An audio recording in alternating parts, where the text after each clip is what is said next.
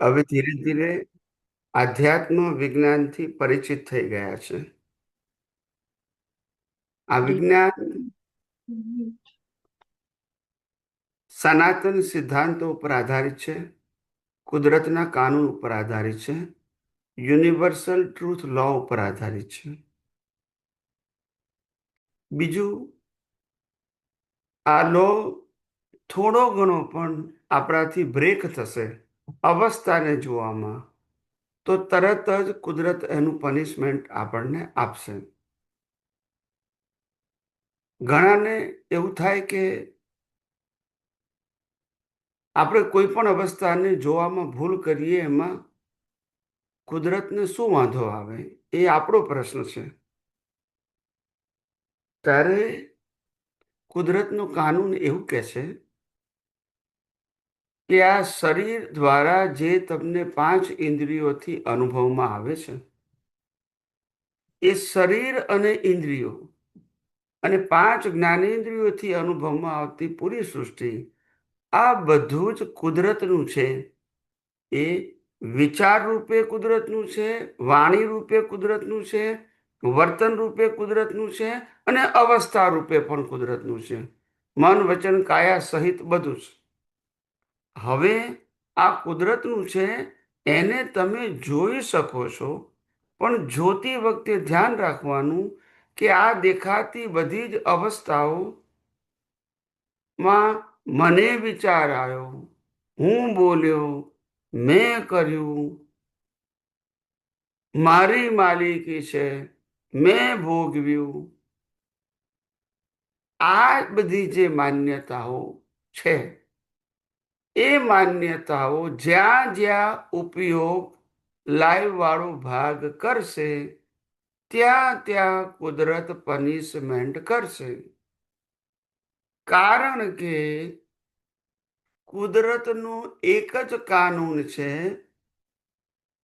કે તમને જે કંઈ પણ દેખાય છે, વિચાર, વાણી, વર્તન, અવસ્થા, શક્તિ, સંજોગો, બધું જ, તમામ પ્રકારની શક્તિઓ, તનની શક્તિ, મનની શક્તિ, વાણીની શક્તિ, ધનની શક્તિ, ક્રિયાની શક્તિ, આવડતની શક્તિ, ડેઝિગ્નેશનની શક્તિ, મેમરીની શક્તિ, ફિઝિકલ શક્તિ, આર્થિક શક્તિ, સ્ટેટસની શક્તિ, આ બધી શક્તિઓ શરીરની છે.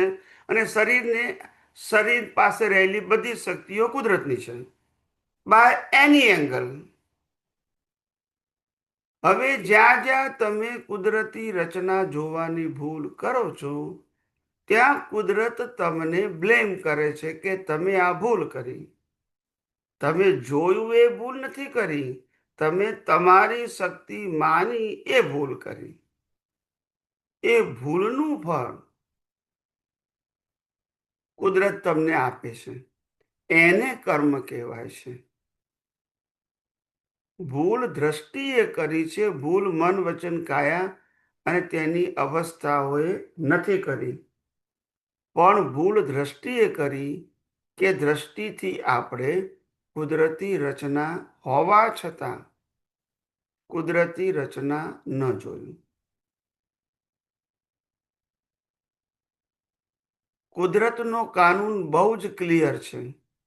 ઘણા બધાને એવું લાગે કે મુક્તિનો માર્ગ ખૂબ અઘરો છે.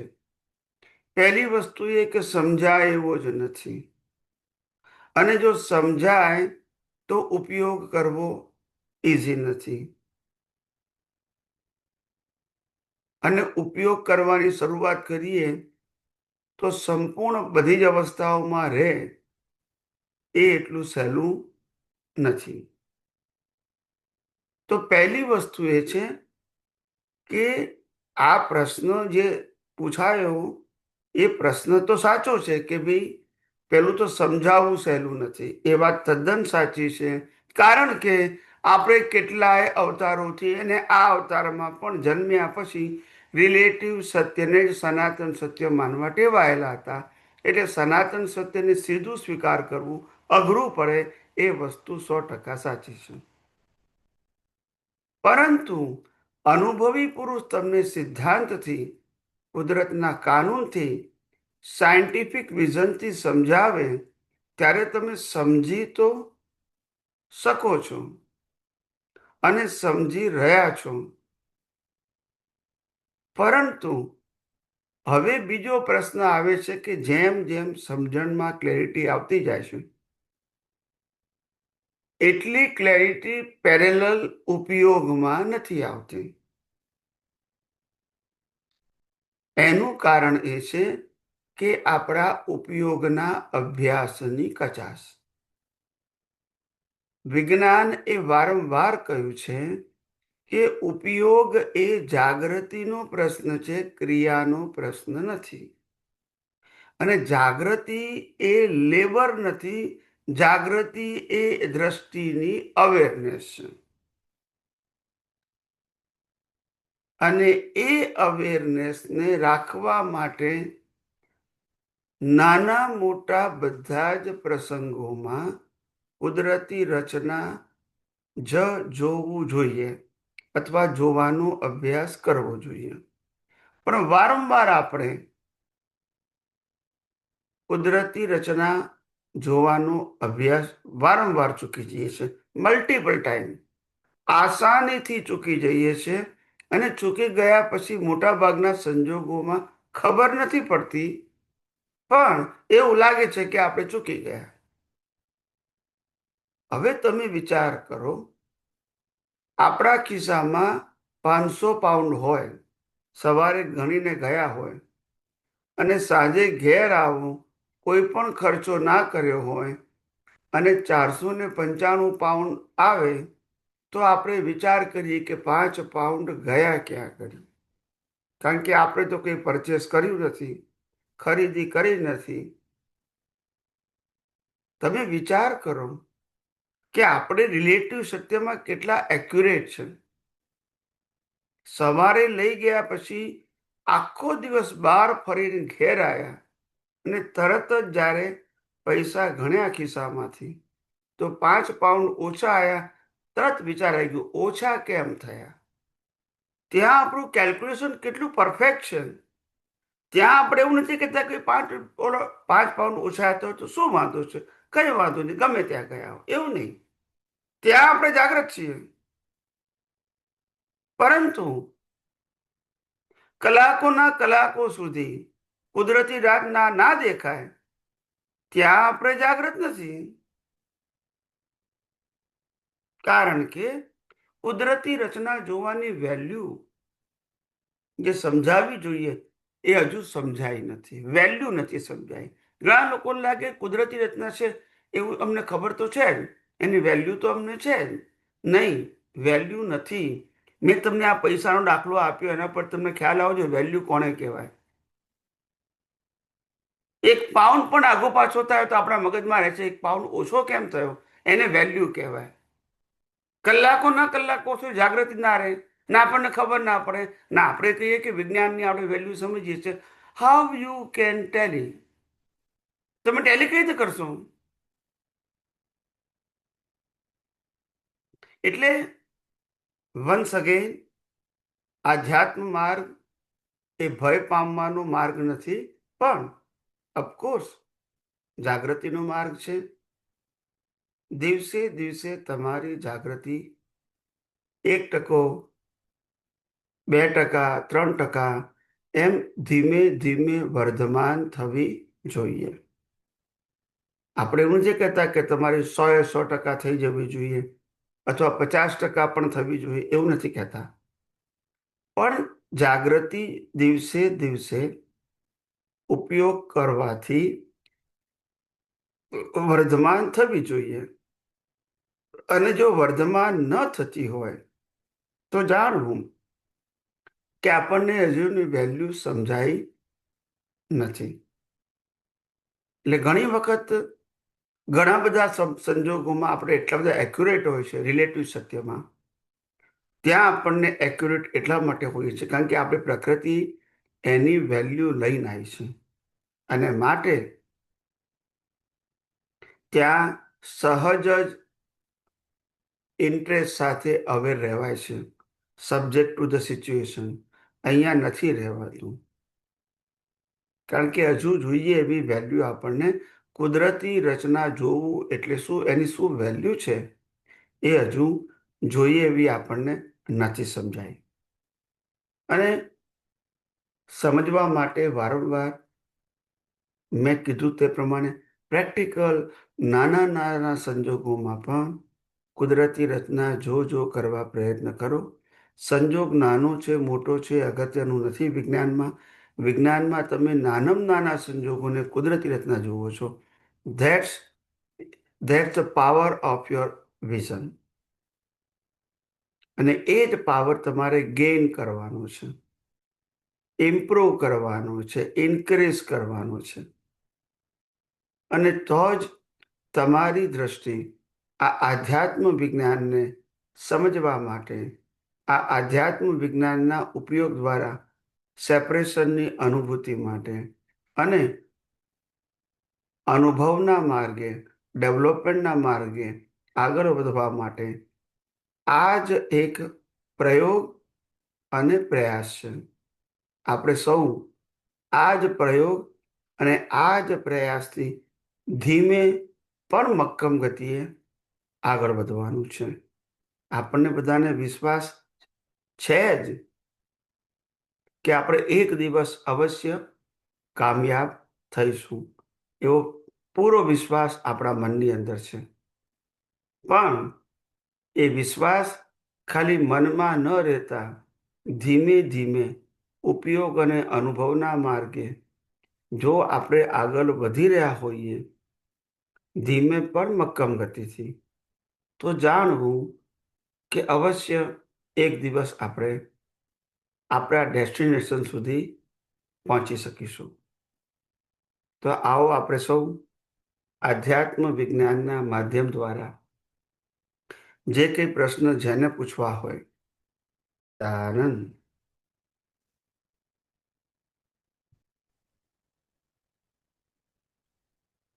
પેલી લાઈટ કરો ને, આ બહુ મોટી પડે છે. એમાં બેન આવું છું. જય સચ્ચિદાનંદ સ્વામીજી. જય સચ્ચિદાનંદ, જય સચ્ચિદાનંદ.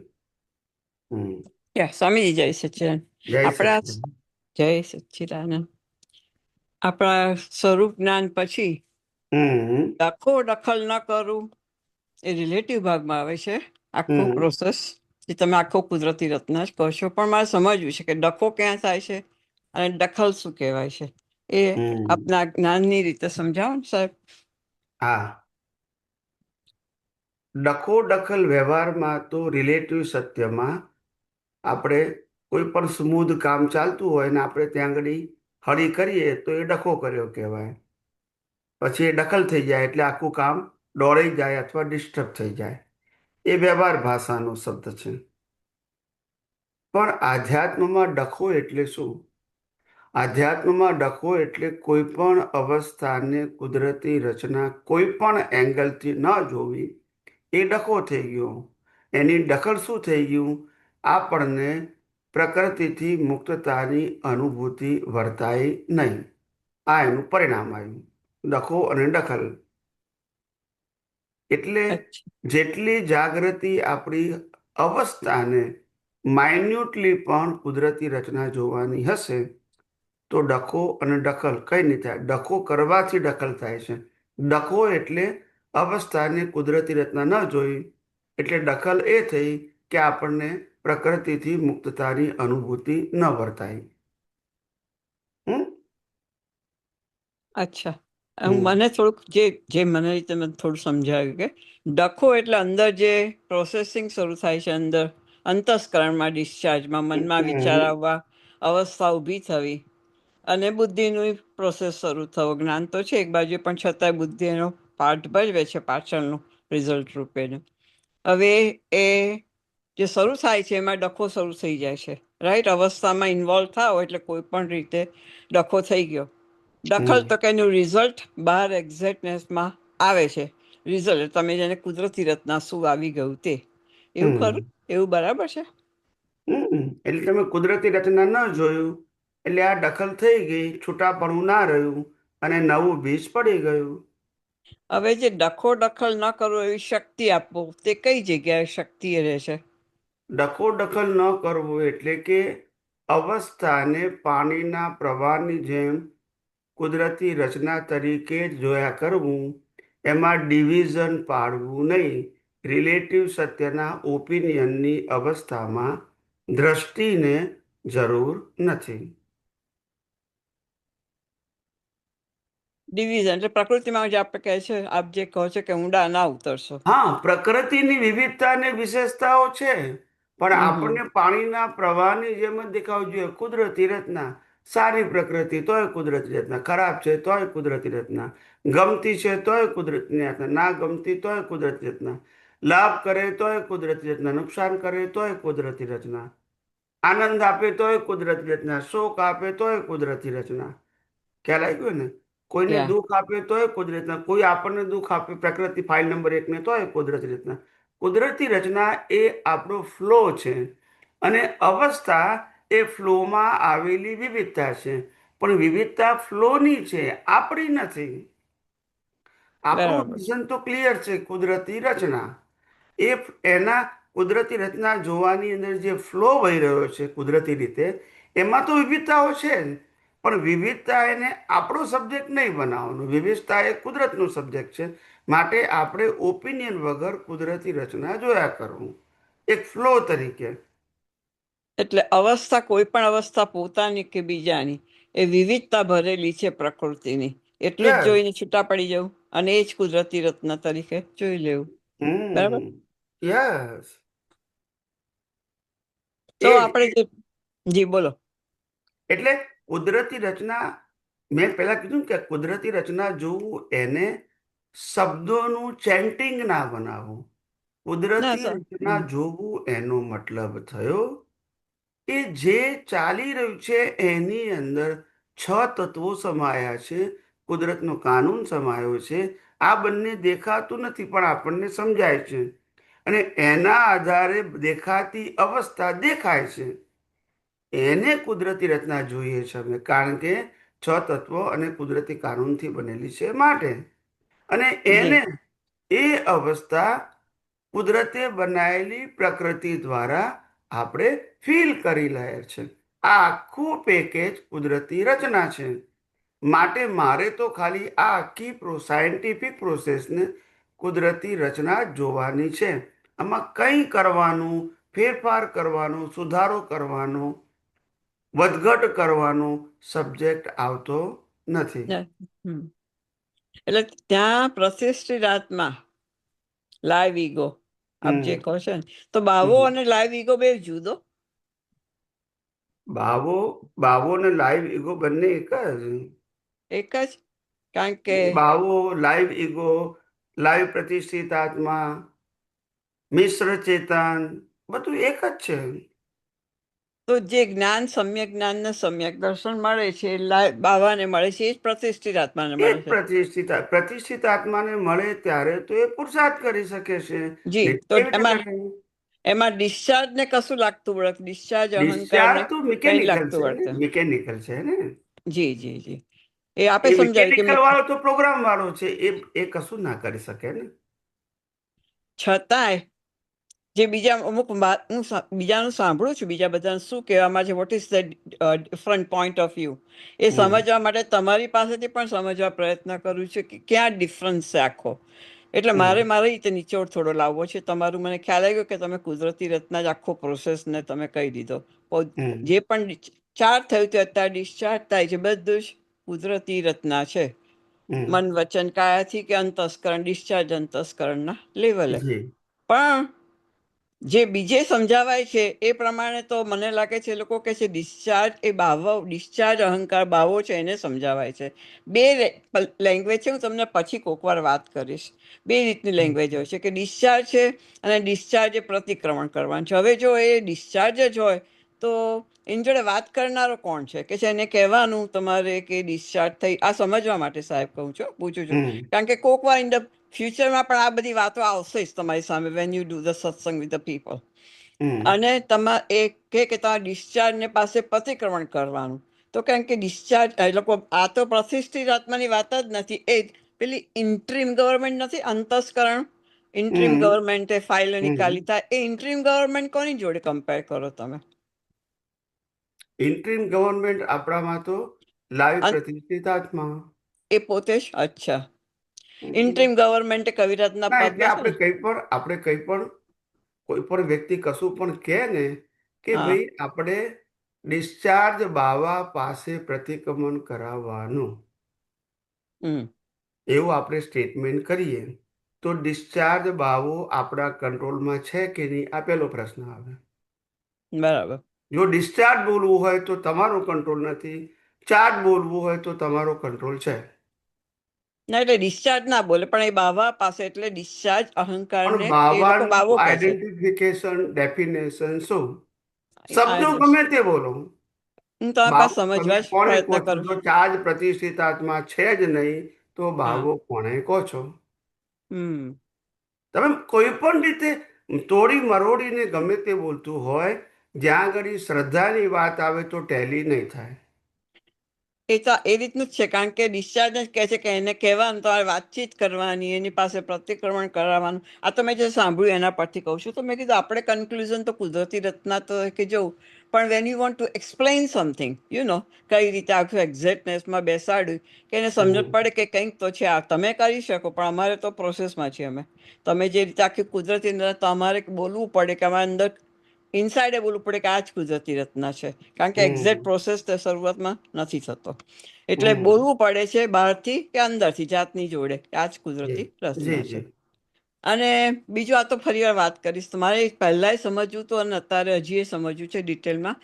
બીજો ટાઈમ લો. અને અતિન્દ્રિય મન કયું, કેટલી પ્રકારના મન છે, અને અતિન્દ્રિય મન શું કહેવાય? ના એટલે પહેલું ઇન્દ્રિય મન છે, હમ. જે સ્થૂળ મન છે. હમ. બીજું સૂક્ષ્મ મન છે. સ્થૂળ મન એટલે આ ડિસ્ચાર્જ સાથે જોડાયેલું છે, જેને આપણે દ્રવ્ય મન કહીએ છીએ. દ્રવ્ય મન, અચ્છા. બીજું ભાવ મન કહીએ છીએ, જે હમ. પુરુષાર્થ કરે છે. બરાબર. અને જે અતિન્દ્રિય મન છે,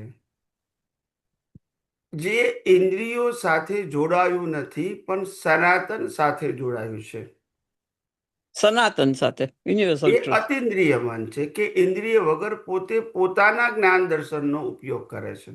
જેમ આપણે કોઈ પણ અવસ્થામાં શુદ્ધાત્માનું લક્ષ્ય રાખીએ અને બધી જ અવસ્થા કુદરતી રચના જોઈએ, એ ઇન્દ્રિય જ્ઞાન નથી. બરાબર. પાંચ ઇન્દ્રિય દેખાતું જ્ઞાન હોય તો પછી બધાય જોતા હોય. તો જે પ્રતિષ્ઠિત આત્માનું જે પુરુષાર્થ છે, એ ઇન્દ્રિય જ્ઞાન નથી, તમે કહો છો? પ્રતિષ્ઠિત આત્માનો પુરુષાર્થ છે, એની અંદર અજ્ઞાન છે તો ભાવ મનથી નવા કર્મો બાંધે છે, અને પ્રતિષ્ઠિત આત્મામાં સનાતન સત્યનું સમ્યક જ્ઞાનને સમ્યક દર્શનનું દ્રષ્ટિ છે, તો એનો ઉપયોગ કરે છે.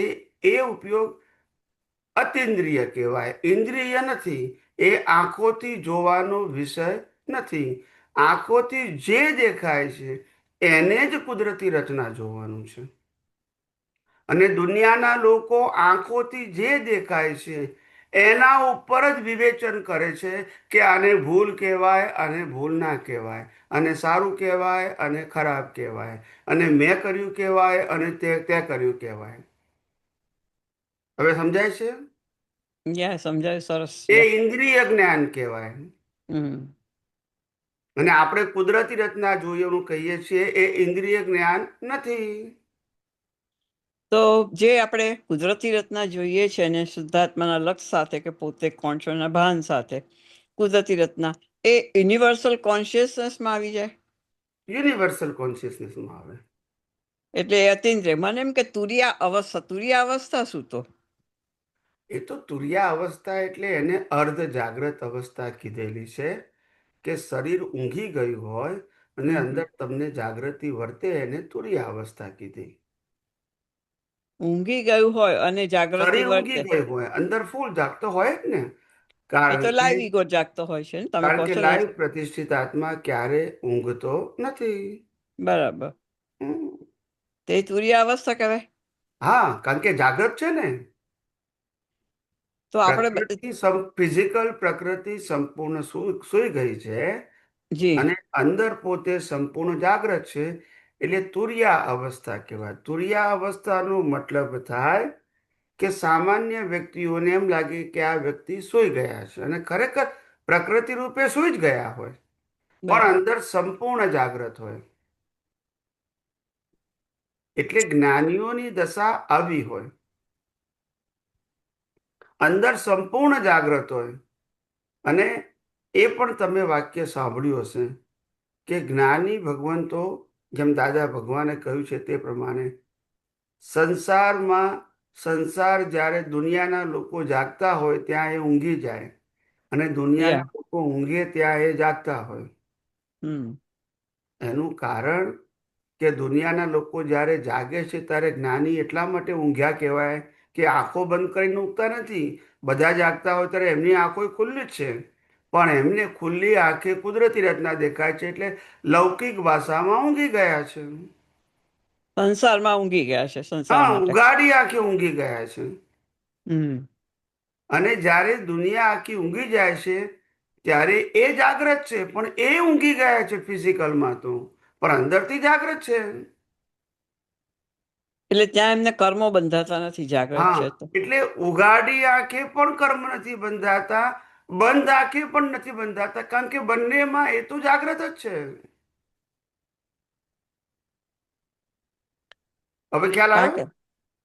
કે હા, તમે કીધું કે પેલો લાઈવ ઈગો તો ઓલવેઝ જાગે છે. આ શરીર હા, સુઈ જાય અને એ જાગે. અજ્ઞાની ઉગાડી આંખે ઊંઘે છે ને બંધ આંખે ઊંઘે છે, કારણ કે એની દ્રષ્ટિ બંધ આંખમાં પણ રિલેટિવ સત્ય છે અને ઉગાડી આંખે પણ રિલેટિવ સત્ય છે. હમ. રિલેટિવ સત્ય ઇમ્પોર્ટન્સ અને અહીંયા સનાતન સત્યનું લક્ષ્ય હા, છે. બસ આટલું જ, આટલું જ. તમે બહુ શોર્ટ એન્ડ સિમ્પલ બનાવી દો છો. શોર્ટ એન્ડ સિમ્પલ નથી, આ તો વિજ્ઞાન છે ને, વિજ્ઞાન છે. જી જી. વિજ્ઞાનમાં તો પછી ગોળ ગોળ લાંબુ લાંબુ કેવી રીતે હોય? બધા ગોળ ગોળ વાતો કરતા જ મારે સમજવા માટે પણ આ ગોળ તમને ગોળમાંથી ગોળ શું. ગોળ બોલે ત્યારથી જ ખબર પડવી જોઈએ કે આ વાત ટેલી થવાની નથી, એટલે નાની વાતને ગોળ કરીને એટલી ફેરવે, એમાંથી તમારે જવાબ તમને ગમતો ખોળી લેવાનો. 10 જણ બેઠા, 10 જણને પોતપોતાનો મળી જાય જવાબ, પણ યા. સિદ્ધાંત ના હોય એમાં. સિદ્ધાંત ના હોય. અને બરાબર છે. પછી એ 10 વ્યક્તિઓ જ્યારે એ મૂળ વ્યક્તિની હાજરીમાં 10 વ્યક્તિઓ ચર્ચા કરે ત્યારે 10 વ્યક્તિઓના એ વાક્ય ઉપરના મિનિંગ જુદા હોય, કારણ કે દરેકે પોતાનો વ્યૂ પોઈન્ટ પકડ્યો હોય ને. જી જી. જ્યારે હમ. વિજ્ઞાનમાં તો હું તમને ઓપ્શન આપતો જ નથી. બરાબર છે. ઓપ્શન આપું તો તમે વિકલ્પ ઉભો થાય ને. તો બહાર વ્યવહારમાં કોઈ પણ દખલ થાય, વ્યવહારમાં જે ઉકલતા વ્યવહારમાં કોઈ પણ પ્રકૃતિની દખલ થાય, સપોઝ કોઈ ક્યારેય પણ બોલાઈ જાય કે મનના સ્પંદનો ઉઠે કે આડાવડા વિચાર આવે, હવે આપણે એને ખાલી કુદરતી, તમે તો કહી દીધું કુદરતી રચના જ છે આ પણ ટોટલી, કારણ કે એમાં જાગૃતિ ના રહી. જાગૃતિ રહે તો દખલ થાય નહીં બહારના ઉદયોમાં, જે છે એને જોયા કરે, જેમ જેમ નીકળતું હોય. પણ અંદર પોતે ઇન્વોલ્વ થઈ જાય તો ડિસ્ટર્બ કરે કે ના આમ હોવું જોઈએ ને આમ હોય ને આમ ના હોવું જોઈએ, એ દખલ ખરી કહેવાય. બહારનું કશું ફેરફાર જ્ઞાની, અજ્ઞાની, વિજ્ઞાની, તીર્થંકર કોઈ ના કરી શકે. ઓકે. જે કંઈ કરી શકે તે અંદર જ કરી શકે. બહારનું તો ખાલી માની બેઠા છે કે હું કરી શકું છું, અને આ હમ. મોટામાં મોટી ભ્રાંતિ છે. સરસ. ઓકે. બહાર સમજાયું. કશું કોઈ તીર્થંકરે બહારનો સંજોગ એકે ફેરવી શકે નહીં. એનું નામ જ કુદરતી રચના, એનું નામ જ કુદરતી કાનૂન. ત્યાં કોઈનું ચાલે નહીં, કોઈનું ના ચાલે. એ જે આપે કંઈ સરસ. ચાલે એ બધું અંદર જ ચાલે. અજ્ઞાનીનો પુરુષાર્થ અંદર હોય, જ્ઞાનીનો પુરુષાર્થ અંદર હોય, અને વિજ્ઞાનીનો પુરુષાર્થ અંદર જ હોય. બહાર કઈ જ ના કરી શકે. તો સૂતી વખતે સુવા જોઈએ, કારણ કે લાઈવ ઈગોનું તો સમ્યક જ્ઞાન, સમ્યક આપણે કીધું કે કુદરતી કાનૂન ને કુદરતી રચના છે અને પોતે આ બાજુ શુદ્ધાત્મા છે મૂળ જ્ઞાનમાં. અને દર્શનમાં આ જ રીતે હોવું જોઈએ પણ એ સિદ્ધાંતો પકડાયા છે. હવે હમ જે લાઈવ ઈગો એ સમજ્યો છે રાઈટ એ વસ્તુ. હવે જયારે આ હમ શરીર ઊંઘી જાય છે અંતસ્કરણ સુઈ ગયા, અંતસ્કરણ તો ચાલતું જ હોય ને મન ચાલતું હોય ઊંઘમાં, કારણ કે સપનાઓ આવે છે એ શું છે? મેં હા તમને તો પહેલા મને પૂછેલું કે કેટલી દુનિયાની જગ્યા બતાવતું હોય સપનાઓમાં, હમ બધું ત્યાં જ ના રહે પણ થાય કે કઈ કઈ વસ્તુ ક્યાં જોઈ છે, કોઈએ જોઈ નથી, ક્યાંથી આવ્યું, અને એ બધું જોઈએ છે. હવે જોનારો ડિસ્ચાર્જ તો હોઈ શકે નહીં, લાઈવ ઈગો જ જોતો હોય ને. પછી એ લાઈવ ઈગો કુદરતી રચના જ જોતો હોય આખો વખત. એ કેવી રીતે ખબર પડે કે તમે કયો પુરુષાર્થ કર્યો ત્યાં આગળ? જો પહેલી વસ્તુ એ છે કે લાઈવ ઈગોને શરીરના જાગવા ઊંઘવા સાથે કોઈ સીધું કનેક્શન નથી. એને ફિઝિકલ સંજોગો સાથે, ઇન્દ્રિય જ્ઞાન સાથે લાઈવ ઈગોને, જો એની પાસે સમ્યક જ્ઞાન ને સમ્યક દર્શન છે તો ઇન્દ્રિય જ્ઞાન અને પ્રકૃતિની અવસ્થાના જ્ઞાન સાથે એને કોઈ લેવા દેવા નથી. એ મુક્ત જ રહે. પછી એ ઉગાડી આંખ હોય કે બંધ આંખ હોય એને કોઈ ફેર પડતો નથી. એને તો ખાલી અવસ્થા અને કુદરતી રચના જોવાની છે. એ ઉગાડી આંખ હોય અને અવસ્થા દેખી હોય તોય કુદરતી રચના, બંધ આંખો હોય અને સપના દેખાય તોય કુદરતી રચના. બધું દ્રશ્ય જ છે ટૂંકમાં. દ્રશ્ય જ છે. જી. રૂપ રસ ગંધ સ્પર્શ અને આકાર બધું કુદરતી રચના. પછી ઉગાડી આંખ હોય કે બંધ આંખ હોય. Yeah okay sir. જય હમ? સચ્ચિદાન, જય જય સચ્ચિદાન, જય સચ્ચિદાનંદ. સચ્ચિદાન. જય સચ્ચિદાનંદ. નરેશભાઈ બોલો. જય સચ્ચિદાનંદ પ્રભુ, કોટી કોટી વંદન. જય સચ્ચિદાનંદ. બોલો બોલો. આયુષ્ય કર્મ પૂરું થાય એની હમ પહેલા અમુક વ્યક્તિને ખબર પડી જાય કે એટલા વાગે મને ભગવાન લેવા આવવાના છે, એવું આપણને કહેતા હોય અને એવું બને છે પણ ખરું. તો એની પાછળનું વિજ્ઞાન સમજાવશો પ્રભુ? એટલે આયુષ્ય કર્મ પતી જાય એટલે શું થાય? જ્યારે આયુષ્ય કર્મ પૂરું થવાનું છે કે છેલ્લા શ્વાસ પૂરા થવાના હોય એના પહેલા અમુક કલાક પહેલા ઘણી વ્યક્તિઓ એવું કે છે કે એટલા વાગે મને ભગવાન લેવા આવવાના છે, અને એવું બને પણ કે એનું એ વખતે એના શ્વાસ પૂરા થઈ જાય છે એમ. તો એ ખબર પડી જાય છે અને એની પાછળનું સાયન્સ શું આપણે સમજી શકીએ એમ?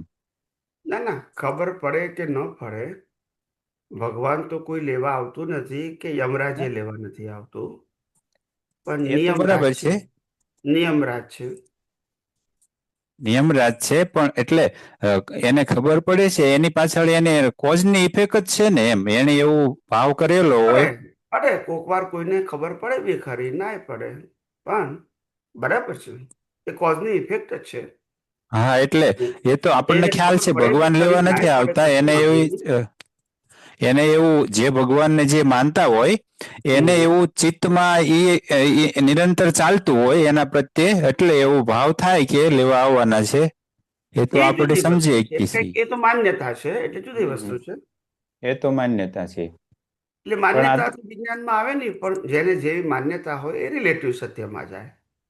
એ તો રિલેટિવ સત્યમાં જાય, પણ જે ખબર પડી જાય કે આ દેહ છૂટવાનો છે આટલા કલાક પછી, એ એ તો એને કોઝની ઇફેક્ટ છે કે એને ભાવ કર્યો હોય એ પ્રમાણે એને ખ્યાલ રહે એમ. એવું જ સમજવાનું ને પ્રભુ? એ એવું જ જ્ઞાની ભગવંતો એક સમય પછી શું બનવાનું છે એને જાણવામાં રસ ધરાવતા ના હોય, કારણ કે ઓકે ઓકે, વર્તમાનમાં રહેતા હોય.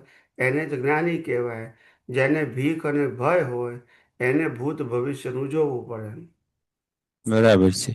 પેલા તો પ્રયત્ન જ ના કરે. હમ. ખ્યાલ આવ્યો? પ્રયત્ન જ હા ના હા, કરે. અને કોઈ કોઈ જ્ઞાની પુરુષ જે કેવળ જ્ઞાની છે, એ તમે પ્રશ્ન પૂછો તમારા ભવિષ્યનો અને તમને જવાબ આપે છે, એને તો તમારું આખું લાઈફ વર્તમાનમાં જ દેખાય છે. બરાબર છે. એમના માટે ભૂત ભવિષ્ય વર્તમાન તમારું આખું જીવનનું લાઈફનું પેકેજ જ વર્તમાન છે. હમ. એકેય અવસ્થા રૂપે જોતા નથી. બરાબર. તમે જે પ્રશ્ન પૂછ્યો છે એ અવસ્થા છે, પણ એમનો જવાબ આખું લાઈવ વર્તમાનમાં દેખાયું. એમાં કીધું કે આ પેકેજનું આ કારણ છે, એનું આ ફળ છે. હા, બરાબર. એવી રીતે પણ એમને બધું વર્તમાનમાં દેખાય છે. ઓકે પ્રભુ, જય સચ્ચિદાનંદ. હા, જય સચ્ચિદાનંદ, જય સચ્ચિદાનંદ, સ્વામીજી જય સચ્ચિદાનંદ. જય સચ્ચિદાનંદ. તમે હમણાં હેમાબેનને કહ્યું કે આપણે બાવો, પ્રતિષ્ઠિત આત્મા, મિશ્ર ચેતન એ બધું એક જ છે. પણ એક સત્સંગમાં એવું સાંભળ્યું હતું તમારું કે આપણે પ્રતિષ્ઠિત આત્માને લીધે ભાવ થાય છે અને પછી મિશ્ર ચેતનથી કર્મ બંધાય છે, એટલે કર્મ બાંધવામાં બે ના રોલ છે. સો આમાં હવે થોડું કન્ફ્યુઝન થઈ જાય કે તમે આમ કહો કે બે એક જ છે ને પછી કયો કર્મ બાંધવામાં બે ના રોલ છે, એટલે થોડુંક આમાં ડિફરન્સ શું મારી સમજમાં છે ના એ ના જરાક.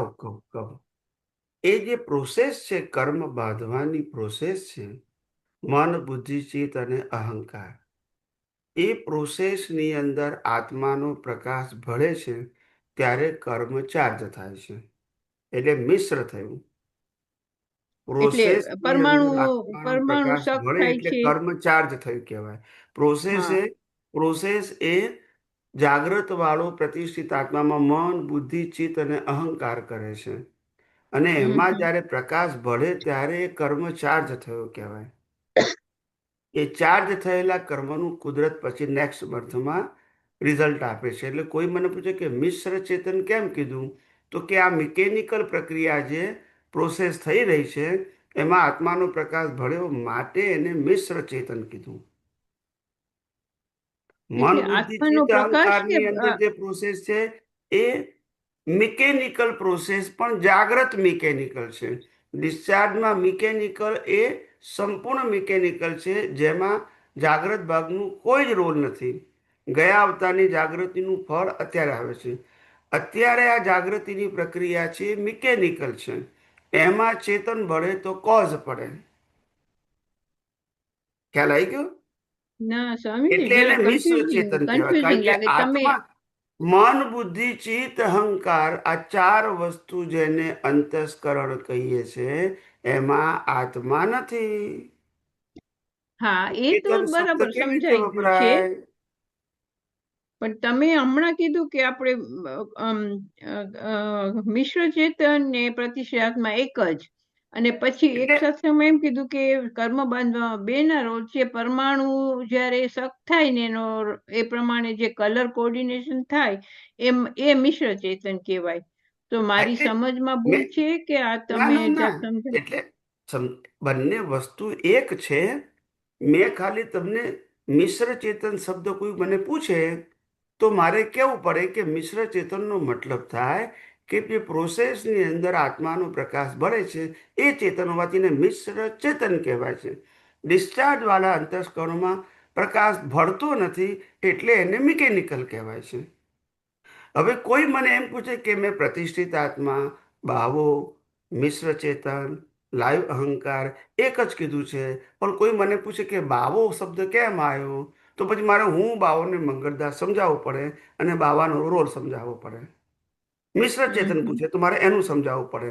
ખાલી લાઈવ ઈગો પૂછે, લાઈવ અંતસ્કરણ પૂછે તો મારે મન, બુદ્ધિ, ચિત્ત, અહંકાર સમજાવવું પડે. ખાલી કોઈ કે લાઈવ અહંકાર કે તો જીવતો અહંકાર છે કે જે ઓપિનિયન સાથે ભળી અને બુદ્ધિ સાથે ભળી અને નવા કર્મ બાંધે છે. કારણ કે જેવું નામ છે એવું એનું એક્સપ્લેનેશન છે, પણ વસ્તુ એકની એક જ છે. તો આપણે એવું નહીં કહેવાનું ને કે કર્મ બાંધવામાં બે ના રોલ છે. હા, ચેતન ચેતન અને જળ અંતસ્કરણ આ બંનેનું કોમ્બિનેશન ના હોય તો કર્મ ના બંધાય. એટલે એ બેનું કોમ્બિનેશન એટલે પણ પ્રતિષ્ઠિત આત્મામાં જ આવી જાય ને?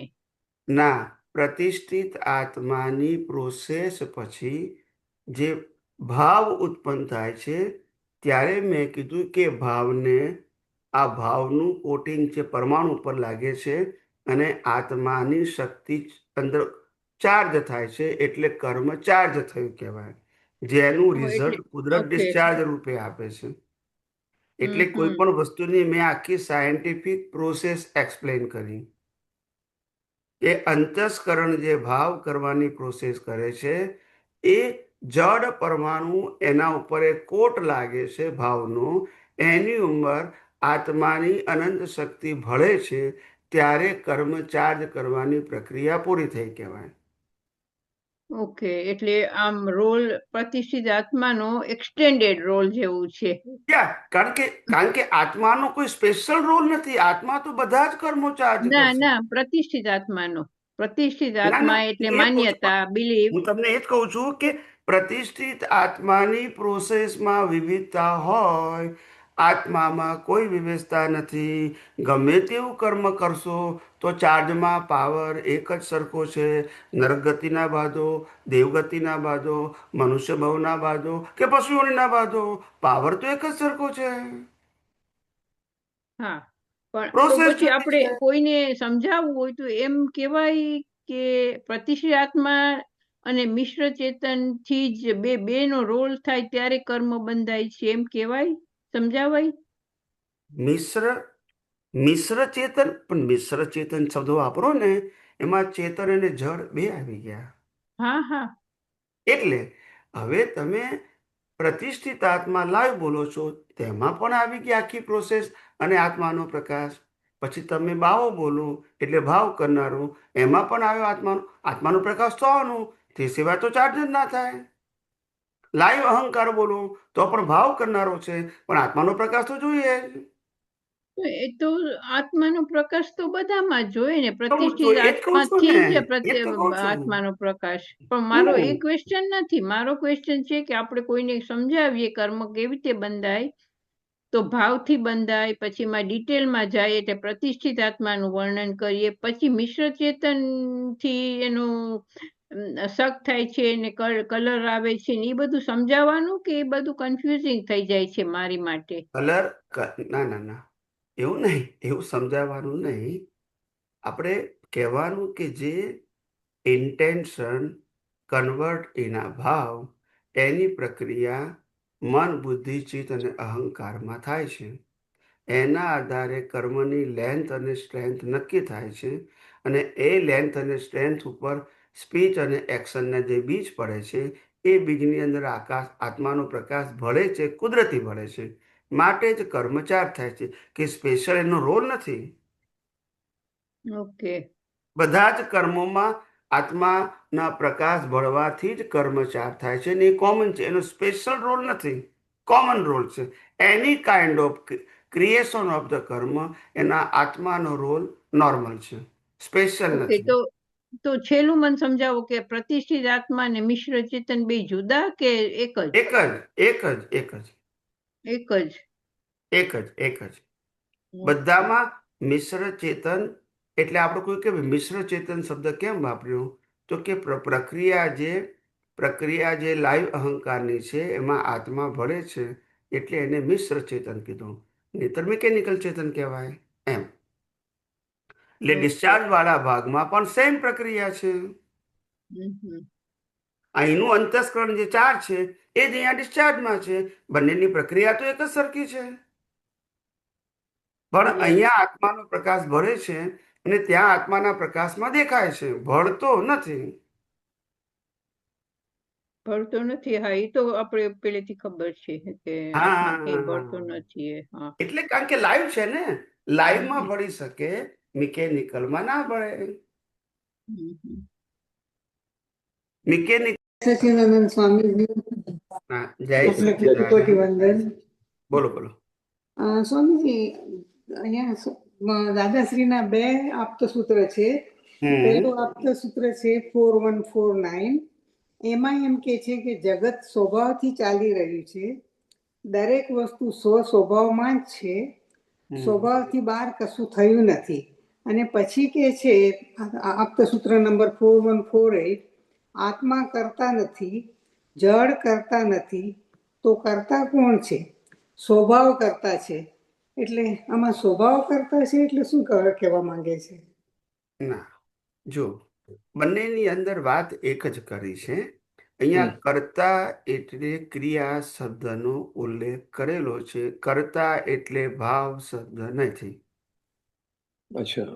આ પહેલો મિનિંગ સમજી લો. પેલા કર્તા શબ્દ એ ક્રિયાના સંદર્ભમાં વાપર્યો છે. એ તો આપણે કીધું છે કે ક્રિયા માત્ર કુદરતી રચના છે, એ તો સ્વભાવ જ છે.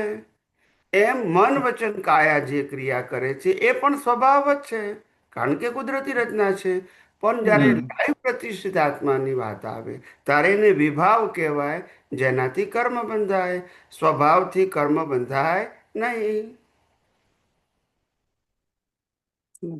બરાબર છે. વિભાવ એટલે કે જે સ્વાભાવિક ચાલી રહ્યું છે કુદરતી રચના તરીકે, એને કુદરતી રચના ન જોયું એ વિભાવ છે. એના કારણે જે ભાવ ઉત્પન્ન થશે એનું ફળ પછી આવતા અવતારમાં મળશે. પણ અત્યારે જે મન વચન કાયા છે એ પણ સ્વભાવ છે. અને આત્મા અને દુનિયા છે એ પણ સ્વભાવ જ છે, કારણ કે કુદરતી રચના છે.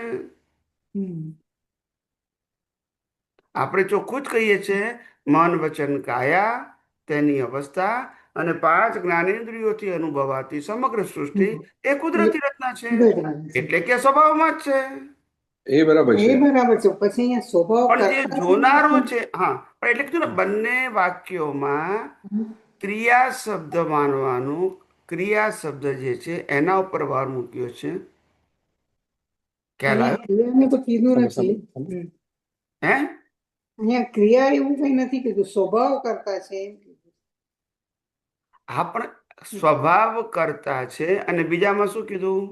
બીજામાં આત્મા કરતો જગત સ્વભાવથી જ ચાલી રહ્યું છે, દરેક વસ્તુ સ્વભાવમાં જ છે, સ્વભાવની બહાર કશું થતું નથી. એ બરાબર હા, છે. બરાબર પણ છે. અને એમાં પછી બીજામાં પછી તમને ક્રિયા શબ્દ મૂક્યો.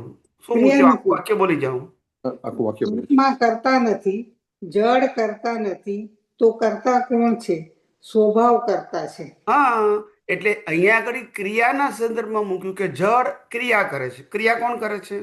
જડ છે. જડની અવસ્થા ક્રિયા કરે છે. મન વચન કાયા એ જડ છે, માટે આપણે એને કુદરતી રચના કહીએ છીએ. કરેક્ટ? બરાબર છે. આત્મા જુદો છે અને મન વચન કાયા જુદા છે, માટે મન વચન કાયાની અવસ્થા માત્ર કુદરતી રચના કીધું છે. કુદરતી રચના એ જળને કંટ્રોલ કરી શકે, ચેતનને કંટ્રોલ ના કરી શકે. બરાબર છે. એ તો બરાબર છે, એ તો એટલે સમજાઈ ગયું. કુદરતી રચના કીધું એ ક્રિયાના સંદર્ભમાં કીધું કે સ્વભાવ છે.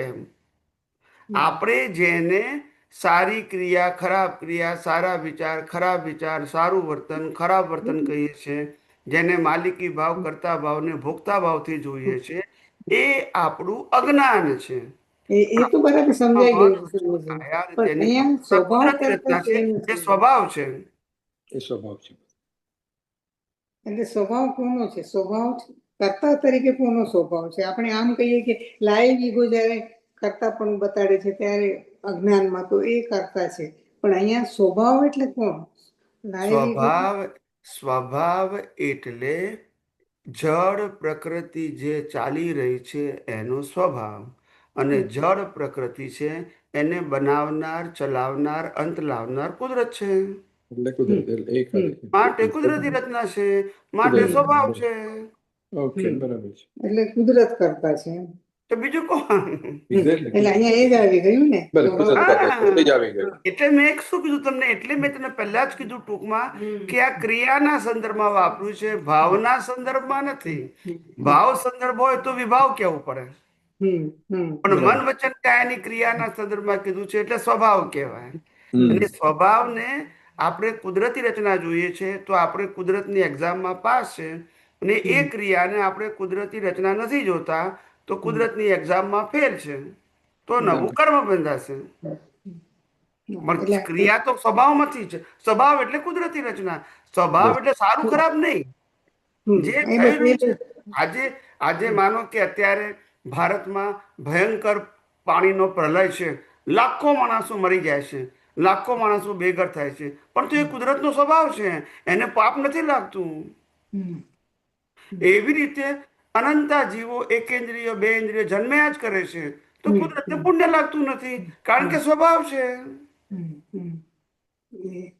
બરાબર. હવે તમે જે અંદરનું ગૂઢપણું હતું એ હવે સમજ પડી એમ. હવે સમજ પડી એટલે અમે એમ હા, કીધું, એ અંદરની વાત જ નથી કરી, પુરુષાર્થ વાળા ભાગની વાત જ નથી કરી, વાત જ નથી. મન વચન કાયા વાળા ભાગની જ વાત કરી છે. ખ્યાલ આવ્યો? અને કુદરતની વાત કરી છે કે આત્મા અને કુદરત, આત્મા અને આ દુનિયા, એ બધું સ્વભાવથી ચાલે છે. કરેક્ટ છે. બરાબર. હવે સમજાય, સમજ પડી. સિમ્પલ થઈ ગયું.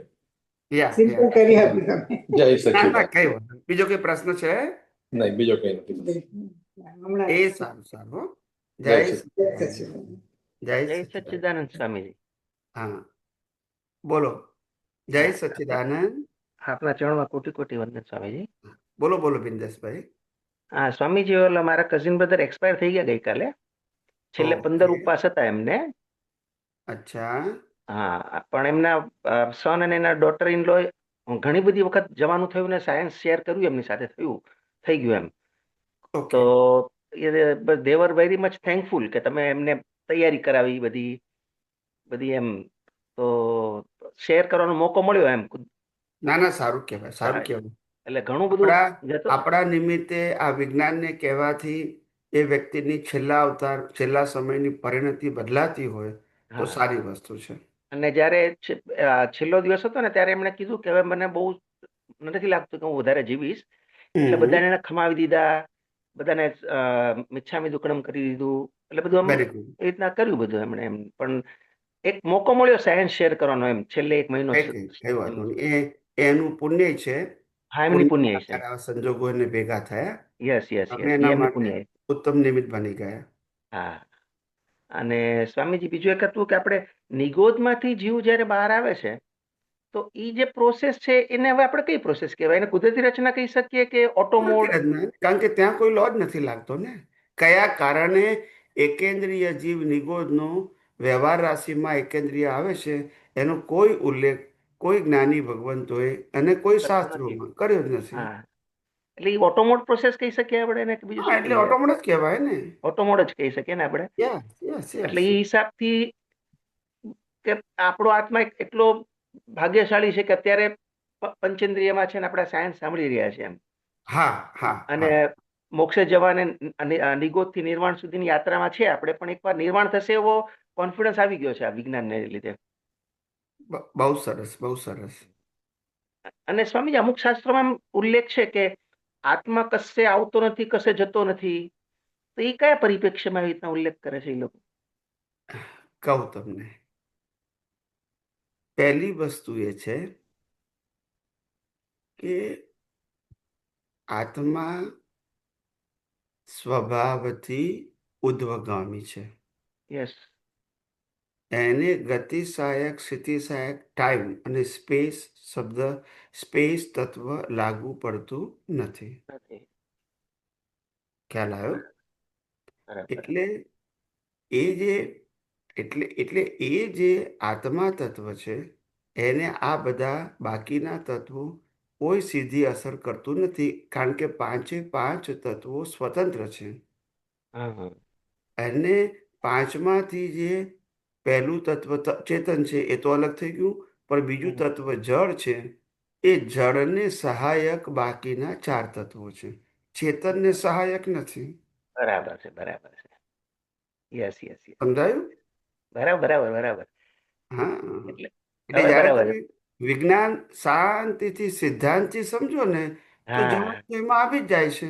ના ના, બરાબર બરાબર. પણ એ નહોતો ખ્યાલ આવતો. બરાબર છે કે ને એ આ clear આપણે થઈ ગયું. વિજ્ઞાન બરાબર. જ જે પહેલા સમજાયું છે એ જ સમજાય, બીજું કોઈ નવું નથી સમજાવતા. અને બહુ ખાલી સરસ સરસ. પ્રેઝન્ટેશન તમને તમારા પ્રશ્નના એંગલથી કર્યું, બસ એટલું જ છે. Yes yes yes yes yes yes, બરાબર છે, બરાબર છે. એટલે તમને કેવો અહોભાવ થવો જોઈએ કે આ વિજ્ઞાન હા, કેવું અદ્ભુત છે. એકદમ એ અદ્ભુત, ગમે એકદમ અદ્ભુત ત્યારે છે પ્રભુ. ગમે તે એંગલથી ગમે તે પ્રશ્ન પૂછો પણ ટેલી જ થઈ જાય, પહેલી જ થઈ જાય, પહેલી જ થઈ જાય. વિરોધાભાસ ના લાગે. ના ના, બરાબર છે પ્રભુ. એનું નામ જ સાયન્સ છે, એનું નામ વિજ્ઞાન લો ઓફ નેચર છે. સ્વામીજી, આપણે જ્ઞાન વિધિ તો 1993માં લીધેલી. પછી જે 6 વર્ષમાં જે ભય ને ભીખ ઉડી ગયા ને સ્વામીજી વિજ્ઞાન થકી, એ વર્તાય છે એમ કે ભય ભીખ બહુ મોડા પડી ગયા. આ પ્રકૃતિગત ભય ભીખ હોઈ શકે લાવેલી જે છે ડિસ્ચાર્જમાં, પણ જે ચાર્જમાં જે છે ને પ્રભુજી, એમાં કોન્ફિડન્સ વર્તાય છે. ભયભીત મોડા પડી ગયા એ છેલ્લા 6 વર્ષમાં અનુભવમાં આવે છે એમ એ બહુ વિજ્ઞાન સરસ. અને આપની કૃપા છે એમ કે આજે ના, બહુ સરસ. એટલે આપણને વર્તાય ને એ બેસ્ટ કહેવાય આપણે. હા એ પહેલા નહોતું વર્તાતું સ્વામીજી, કોરોના પહેલા નહોતું વર્તાતું, એ વર્તાઈ રહ્યું છે એમ. અને એક કોન્ફિડન્સ આવી ગયો છે કે અહીંયા ડેવલપમેન્ટ થઈ જ રહ્યું છે ને સાથે આવશે એમ. ડેવલપમેન્ટ થઈ રહ્યું છે, પ્રોસેસમાં છે. જી જેટલા શ્વાસ જી બાકી છે એમાં જેટલું અજ્ઞાન ભૂસાય એટલો પ્રયાસ જારી છે એમ, કે જેટલું પણ જી અજ્ઞાન જી નલિફાઈ થાય. આપણે ઝીરો કરવાનું છે, પણ ઝીરો તો નહીં થાય, પણ જેટલું ઝીરો ના બેસ્ટ સ્ટેજ પર પહોંચી જઈએ એટલો છેલ્લા શ્વાસ સુધી પ્રયાસ રહેશે એમ. યસ યસ એટલું. યસ. અને સ્વામીજી એક આપણે પ્રકૃતિ જે પણ કરે છે એ બધું કુદરતી રચના છે, ખ્યાલ છે, બરાબર છે, પણ છતાં પણ એક એવો પ્રશ્ન થાય છે કે શું પદ્માસનમાં બેસે તો કુદરતી રચના જોવાનું આસાન થઈ શકે? એવો એક પ્રશ્ન ઉભો થયો સ્વામીજી. જો પહેલી વાત કરું છું તમને કે જે જ્ઞાન દર્શન તત્વ છે એ તત્વની જાગૃતિ માટે મન વચન કાયની કોઈ પણ અવસ્થા સીધી રીતે જવાબદાર નથી. નથી, બરાબર છે, બરાબર છે. ઉઘાડી આંખે પણ તમે સમ્યક જ્ઞાન સર્વદર્શનમાં રહી શકો, યસ યસ બંધ યસ. આંખે પણ રહી શકો, ધ્યાન કરતા રહી શકો, અને ડેઈલી રૂટીન કામ કરતા પણ તમે રહી શકો. રહી જ શકાય છે, રહી જ શકાય છે. હવે કોઈ એમ કહેતું હોય કે હું પદ્માસન વાળીને બેસું છું તો મને સારી રીતે ધ્યાન વર્તાય છે, તો વાત સાચી છે. કોન્સન્ટ્રેશનમાં હેલ્પફુલ થાય માટે જેને ધ્યાન કરવું છે ને એના માટે, કોન્સન્ટ્રેશન માટે જો પદ્માસન વાળીને સ્થિર બેસે તો it is good for him. Yes yes. આપણે તો અહીંયા પ્રકૃતિને આધારે આપણું જ્ઞાન દર્શન નથી. નથી નથી નથી નથી નથી, બરાબર છે પ્રભુ. જ્યારે પેલાને ધ્યાન કરવાનો જે શબ્દ છે એ પ્રકૃતિ જે છે એ પ્રકૃતિની અંદર જે મન છે એ મનને નિર્વિકલ્પી બનાવવા માટે થોડા સમય માટે એ સ્થિર થઈને બેસે છે અને એનું ચિત્ત કોઈ પણ જગ્યાએ કોન્સન્ટ્રેટ કરે છે. એ કોન્સન્ટ્રેટ કરવામાં આ પદ્માસન એને હેલ્પ કરે છે. બરાબર છે, બરાબર છે. ખ્યાલ આવી ગયો? બસ, બરાબર બરાબર. હમ હા એટલે બરાબર છે પ્રભુ. એટલે કોશિશ તો એ જ છે કે ઉઘાડી આંખે પણ કુદરતી રચના જ દેખાય એમ. બંધ હા, આંખે એટલે કે ઉઘાડી પદ્માસન આંખે વાળે તો આપણે ખોટું છે એવું નથી કહેતા, ના થાય, પણ ખોટું નથી, બરાબર. પદ્માસન વાળે તો જ રે એ જરૂરી નથી એમ કહેવા હા, માંગુ. બસ બસ બસ, યસ યસ કોઈ યસ. પદ્માસન વાળે તો ખોટું છે એવું નથી કહેતા ના આપણે, ના એ તો પણ એ આપણે કન્ડિશન નથી એમ. પ્રકૃતિગત કોઈ પણ વસ્તુને આપણે હા પણ નથી કહેતા, ના પણ નથી કહેતા. એ ઉદય યા ઉદય યસ ઉદયાધીન છે, બધું ઉદયાધીન યસ છે. Yes yes yes. બરાબર છે ને પ્રભુ. અને પ્રભુ જે આપણે આત્માને જે રહેવાનું સ્થાન કહીએ છીએ કે અમુક જગ્યાએ એમ હૃદય કમળમાં કે નાભી કમળમાં, એ કેવી રીતના છે પ્રભુ? એટલે આત્માને રહેવાનું સ્થાન એટલે શું કહેવા માંગે છે કે આત્મા માં અને બાળકનું જ્યારે માતાના ગર્ભમાં હોય ત્યારે નાડી એ એનું કોમન ઇન્સ્ટ્રુમેન્ટ છે. Yes yes.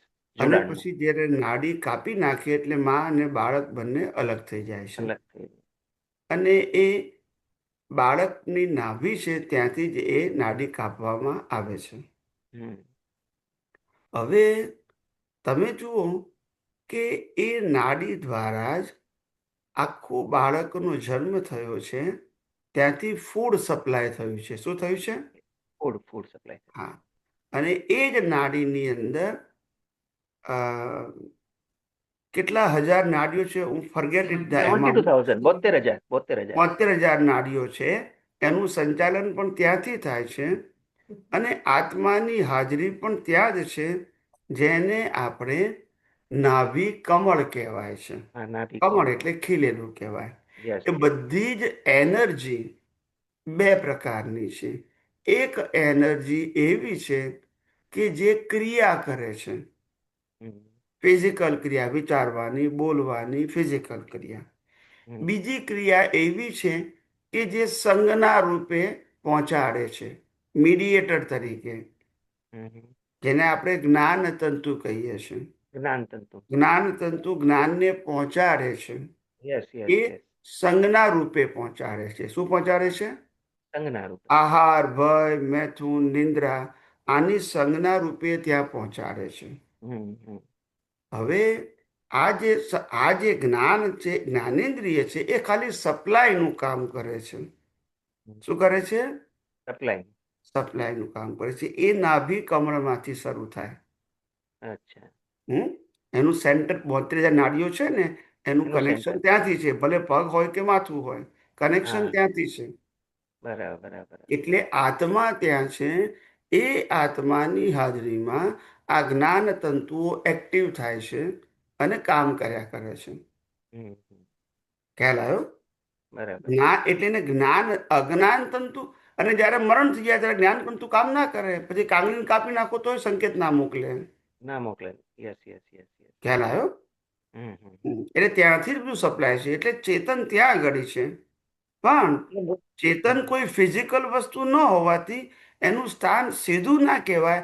આ તો સમજાવવાની ભાષામાં કહેવીએ છીએ આપણે. બરાબર છે બરાબર છે બરાબર. કારણ કે કોઈ એમ કહે કે ભાઈ આત્મા ત્યાં છે, તો ડોક્ટર કેમ જોઈ શકતા નથી? હા.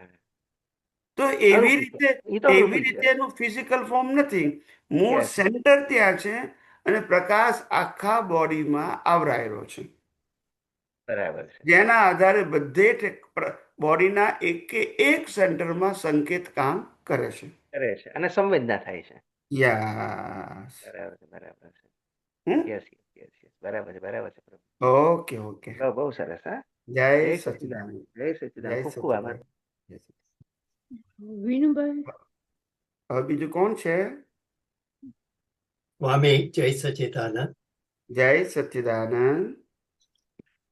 સ્વામી, હમણાં તમારી એક પ્રદેશ ઉપર ક્લિપ આવેલી હતી જી. અને આપણું પ્રદેશ વિશે શિબિરમાં પણ અહીંયા આપણે થોડી ચર્ચા અને તમે સરસ રીતે સમજાવેલું પ્રદેશ એટલે શું. જી જી. ત્યારે તમે કહેલું કે પ્રદેશ એટલે અવસ્થાનું જ્ઞાન.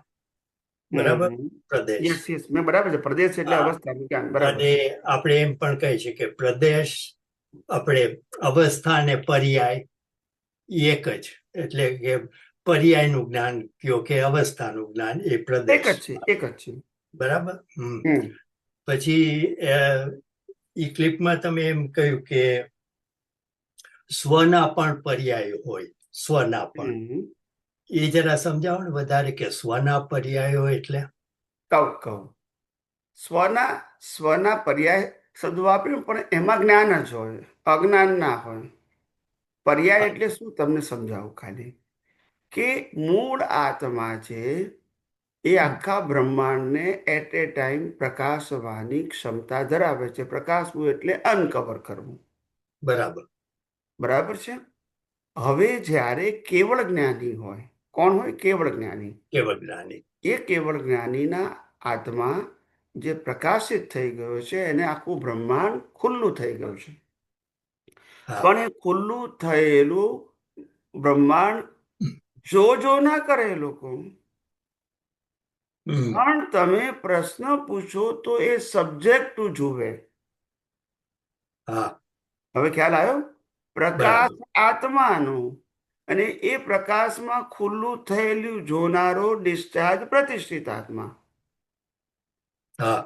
અને વ્યક્ત કરનારો પણ પ્રકૃતિ, એ પણ ડિસ્ચાર્જ. ખ્યાલ આવી ગયો? એટલે એ જે ફોકસ સેન્ટ્રલ કર્યું એને પર્યાય કહેવાય.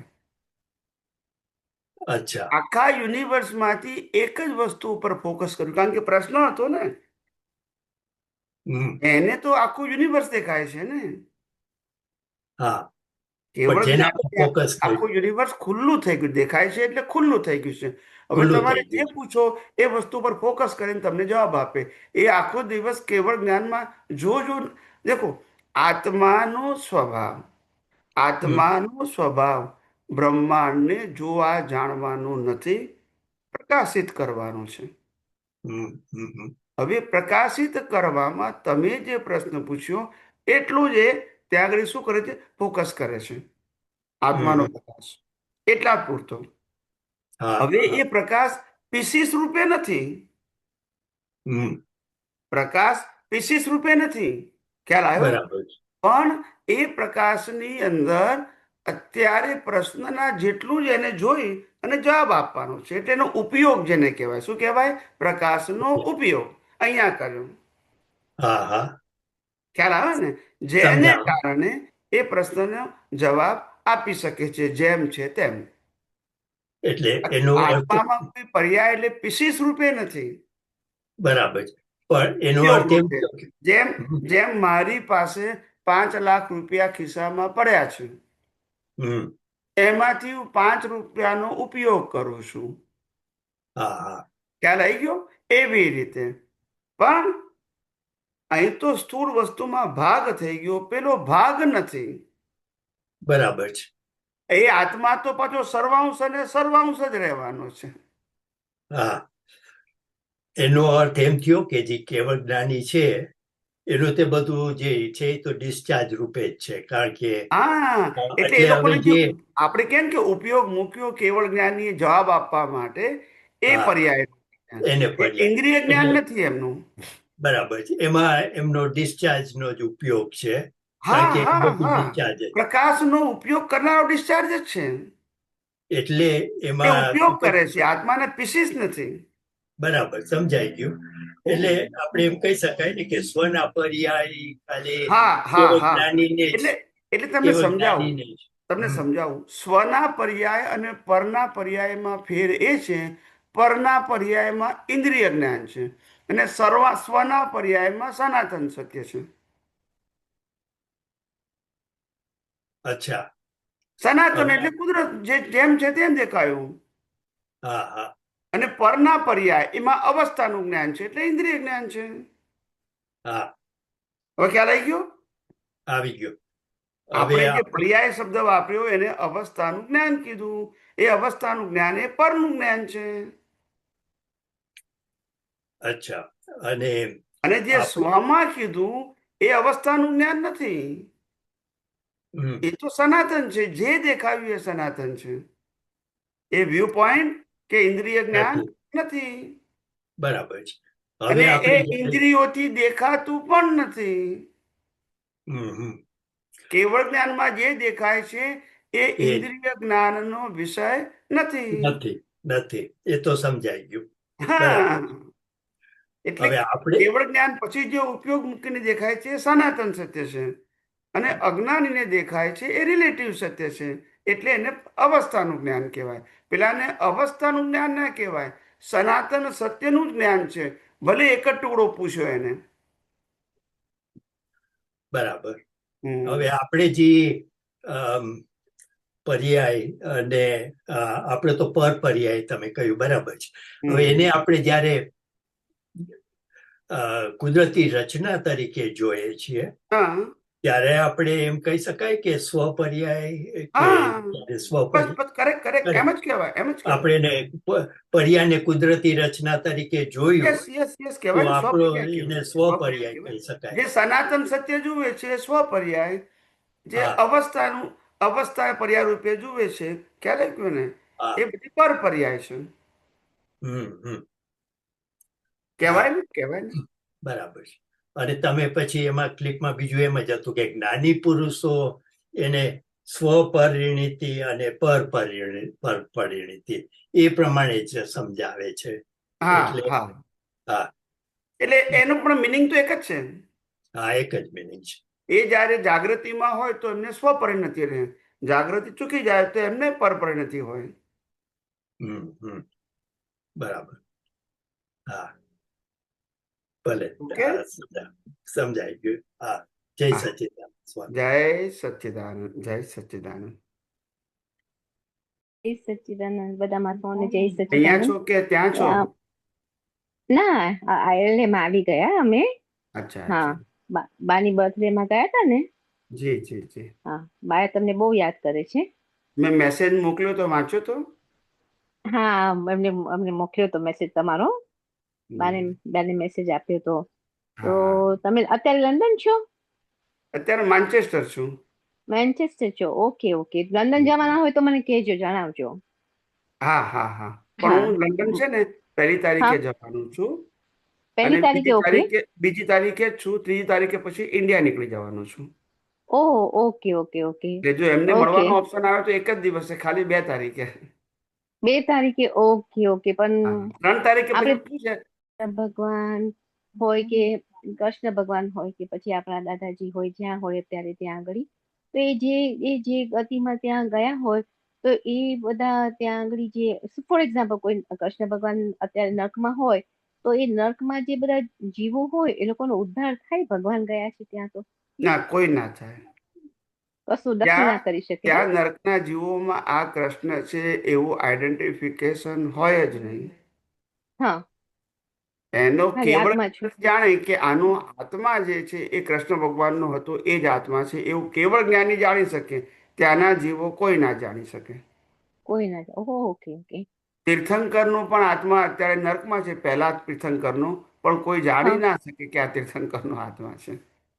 ઓકે ઓકે કેવળ જ્ઞાની પણ જાણી શકે અહીંયા બેઠા બેઠા.